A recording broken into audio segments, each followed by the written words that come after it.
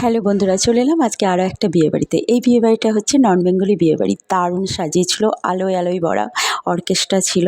ছিল গিয়ে গান বাজনা, একটা নতুন পরিবেশ। তারপরে তো আমার সাজুগুজু করতে দারুণ লাগে, নতুন নতুন শাড়ি পরে বিয়েবাড়িতে অ্যাটেন্ড করতে দারুণ লাগে। খাওয়ার থেকে কিন্তু আমার ওটাই প্রিয়। তো চলো, মেনু কার্ড তো ছিলই।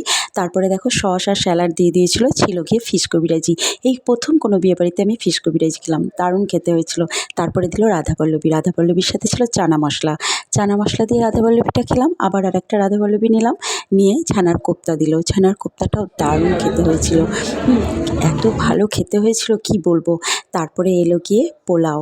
পোলাওয়ের সঙ্গে ছিল পমফ্রেট। পমফ্রেটের সঙ্গে পোলাওটা খেলাম। তারপরে এলো মাংস। মাংসটাও দারুণ হয়েছিল, তবে আমার পমফ্রেটটাই ভালো লাগলো। তারপরে চাটনি। চাটনির সঙ্গে কুচো পাঁপড় ভাজা। পাঁপড় ভাজা দিয়ে চাটনি খেতে দারুণ লাগে। তারপরে এলো ক্ষীরকদম। ক্ষীরকদমটাও দারুণ খেতে। আমি কিন্তু চটপট করে খেয়ে নিয়েছি। তারপরে দেখো রাজভোগ।